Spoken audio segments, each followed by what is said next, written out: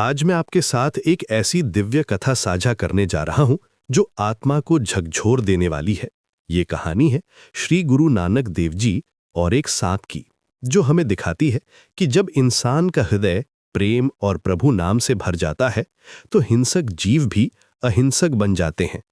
ये घटना सिर्फ एक कहानी नहीं है, बल्कि सच्ची भक्ति की अपार शक्ति का प्रमाण है। ये वो अनुभूति है जो हमारे अंतर मन को हिला कर रख देती है और हमें दिखाती है कि दिव्यता कैसे प्रकृति के हर कण में बसी हुई है। सन 1469 में राय भोई की तलवंडी में, जो आज ननकाना साहिब के नाम से जाना जाता है, एक दिव्य आत्मा का जन्म हुआ। मेहता कालू जी और माता तृप्ता जी के घर में जन्मे इस बालक का नाम था नानक। लेकिन ये कोई साधारण बालक नहीं था। बचपन से ही नानक जी में कुछ अलग बात थी, कुछ ऐसा जो उन्हें दूसरे बच्चों से अलग बनाता था। उनकी आंखों में एक अजीब सी चमक थी, मानो वे संसार से कहीं ऊपर की बातें देख रहे हों। जब दूसरे बच्चे खेलकूद में व्यस्त रहते थे तो छोटे नानक अक्सर गहरे विचारों में डूबे रहते थे। वे सवाल पूछते थे जो बड़े बड़े विद्वानों को भी सोचने पर मजबूर कर देते थे। सब कुछ बनाने वाला कौन है? क्या ईश्वर मंदिर या मस्जिद में ही रहता है? क्या धर्म केवल कपड़े और रीति रिवाज हैं? ये सवाल उनकी अद्भुत सोच को दर्शाते थे। गांव के बुजुर्ग कहते थे कि इस बालक की बातों में कोई गहरी सच्चाई छुपी हुई है। नानक जी बचपन से ही आडंबरों पर प्रश्न उठाते थे। जब पंडित जी उन्हें जनेऊ पहनाने आए तो उन्होंने कहा, बाहरी पूजा से नहीं, दिल की पवित्रता से ईश्वर मिलता है। उनकी इस बात ने सभी को चौंका दिया था। गांव के लोग कहने लगे, ये बालक साधारण नहीं है। उनकी माता तृप्ता जी अक्सर कहती थीं कि नानक जब भी कुछ बोलते हैं तो लगता है जैसे कोई ज्ञानी संत बोल रहा हो। उनके शब्दों में एक अजीब सी शक्ति थी जो सुनने वाले के दिल को छू जाती थी। बचपन से ही नानक जी का स्वभाव बहुत दयालु था। वे किसी भी जीव को दुख में नहीं देख सकते थे। अगर कोई पक्षी घायल होता तो वे उसकी सेवा करते, अगर कोई भूखा होता तो अपना खाना बांट देते। ये सब देखकर गांव वाले समझ गए थे कि ये बालक कोई आम इंसान नहीं है। उनके दिल में सभी के लिए प्रेम था, चाहे वो इंसान हो या जानवर। एक दिन की बात है, नानक जी, जो अब किशोरावस्था में थे, अपने मन की शांति के लिए गांव के बाहर खेतों की ओर चले गए। वहां का माहौल बिल्कुल शांत था। हरे भरे खेत, पक्षियों की चहचहाट और प्रकृति की गोद में बैठकर वे ध्यान में लीन हो गए। उन्होंने अपनी आंखें बंद कीं और एक ओंकार का जाप शुरू किया। ये स्थान उन्हें बहुत प्रिय था क्योंकि यहाँ की शांति उनके मन को गहरी शांति देती थी।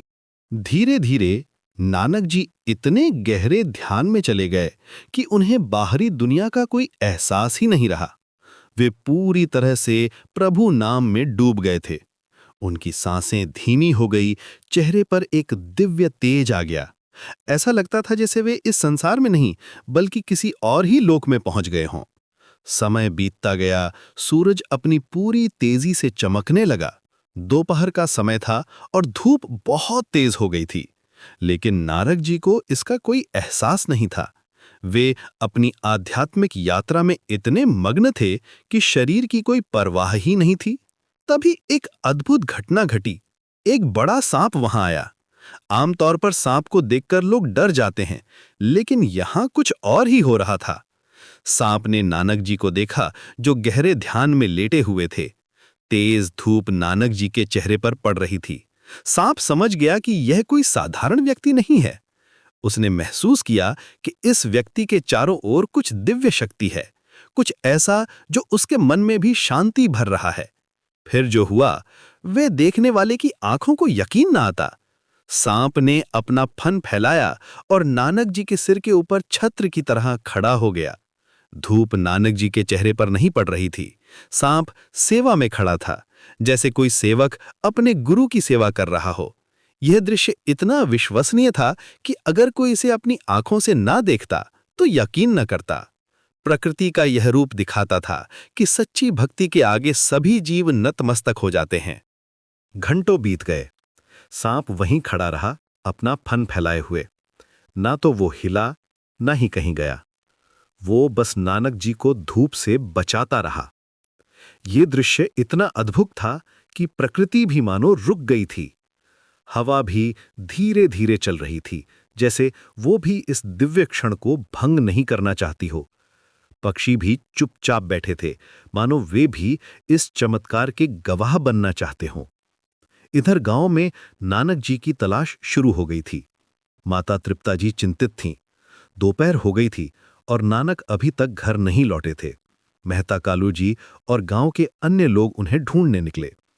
वे जानते थे कि नानक को अकेले में बैठकर ध्यान करना पसंद है, इसलिए वे खेतों की ओर गए। जब वे खेतों के पास पहुंचे तो जो दृश्य देखा उससे उनके होश उड़ गए। अरे, ये क्या है? एक व्यक्ति चिल्लाया। सांप नानक के सिर पर फन फैलाए खड़ा है, दूसरा बोला। लोग डर गए। वे दूर से ही देख रहे थे, पास जाने की हिम्मत नहीं कर पा रहे थे। कुछ लोग कह रहे थे, सांप नानक को काट देगा। कुछ कह रहे थे, हमें कुछ करना चाहिए। कुछ लोग तो इतने डर गए कि वे वापस भागने लगे।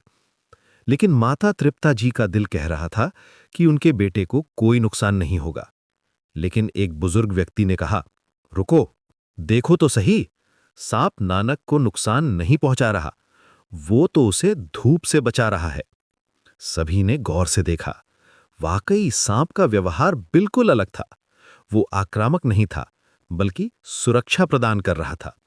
ये देखकर सभी की सांस में सांस आई, लेकिन साथ ही वे हैरान भी थे कि ये कैसे संभव है। कुछ देर बाद नानक जी की ध्यान की अवस्था टूटी। उन्होंने धीरे धीरे आंखें खोली। जब उन्होंने अपने सिर के ऊपर सांप को देखा तो वे बिल्कुल भी घबराए नहीं। उनके चेहरे पर शांति थी, मुस्कान थी।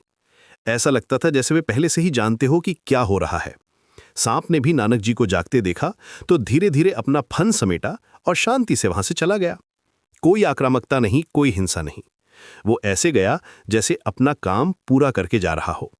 गांव वाले ये सब देखकर हैरान रह गए। वे समझ गए कि ये कोई साधारण घटना नहीं थी। ये बालक ईश्वर का दूत है, एक व्यक्ति ने कहा। इसकी आत्मा पवित्र है, दूसरे ने कहा। सभी नानक जी के पास आए और उनके चरण छुए। माता तृप्ता जी की आंखों में आंसू आ गए। वे समझ गईं कि उनका बेटा कोई साधारण इंसान नहीं है। इस घटना से जो संदेश मिलता है वो बहुत गहरा है। पहला संदेश ये है कि सच्ची भक्ति में अपार शक्ति होती है। जब कोई व्यक्ति पूरी तरह से प्रभु नाम में लीन हो जाता है तो उसके चारों ओर एक दिव्य आभा बन जाती है। ये आभा इतनी शक्तिशाली होती है कि हिंसक जीव भी अहिंसक बन जाते हैं।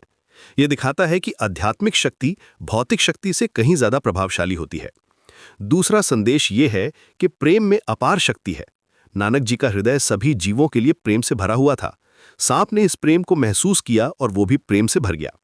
यह दिखाता है कि प्रेम सबसे बड़ी शक्ति है। जब हम किसी से सच्चा प्रेम करते हैं तो वो प्रेम वापस हमारे पास लौट कर आता है।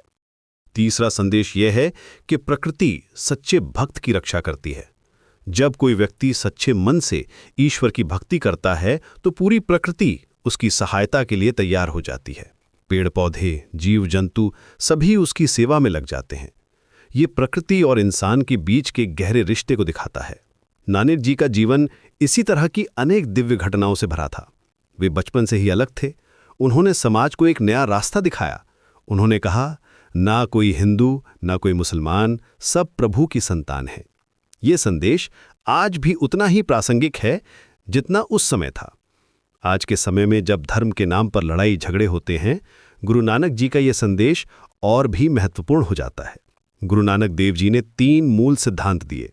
नाम जपो, मेहनत करो और बांट कर खाओ। नाम जपो का मतलब है ईश्वर का स्मरण करना। यह सिर्फ मुंह से नाम लेना नहीं है, बल्कि पूरे मन से, पूरे दिल से ईश्वर को याद करना है।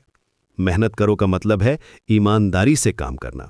चाहे कोई भी काम हो, उसे पूरी ईमानदारी और मेहनत से करना चाहिए। और बांट कर खाओ का मतलब है दूसरों के साथ अपनी कमाई साझा करना। जो कुछ भी हमारे पास है उसे जरूरतमंदों के साथ बांटना चाहिए। सांप वाली ये घटना हमें ये सिखाती है कि जब हम अपने मन को पवित्र बनाते हैं, जब हम सच्चे मन से ईश्वर का स्मरण करते हैं, तो हमारे चारों ओर का माहौल भी बदल जाता है। हमारे दुश्मन भी मित्र बन जाते हैं, हिंसक जीव भी अहिंसक बन जाते हैं। ये दिखाता है कि बाहरी बदलाव से पहले भीतरी बदलाव जरूरी है।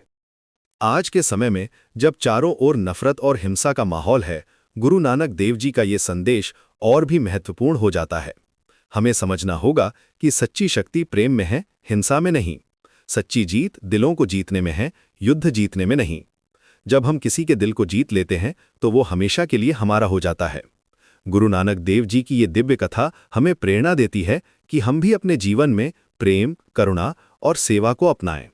जब हम सच्चे मन से ईश्वर का स्मरण करते हैं तो हमारे जीवन में भी ऐसी दिव्य घटनाएं घटती हैं। हमें भी प्रकृति का आशीर्वाद मिलता है। हमारे आसपास का माहौल भी सुंदर और शांतिपूर्ण बन जाता है। इस कथा का अंत करते हुए मैं यही कहूंगा कि गुरु नानक देव जी का जीवन हमारे लिए एक प्रकाश स्तंभ है। उनकी शिक्षाएं आज भी